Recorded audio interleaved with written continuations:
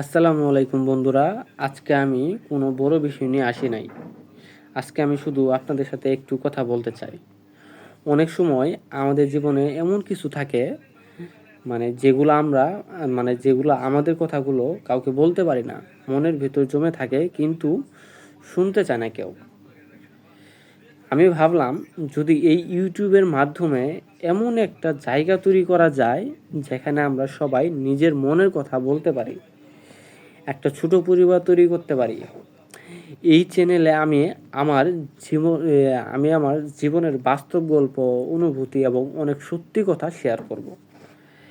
হয়তো আমার কোনো একটা কথা আপনার মনে ছুঁয়ে যাবে, হয়তো কোনো একটা ভিডিও আপনার খারাপ সময়টা একটু হলেও ভালো করে দেবে।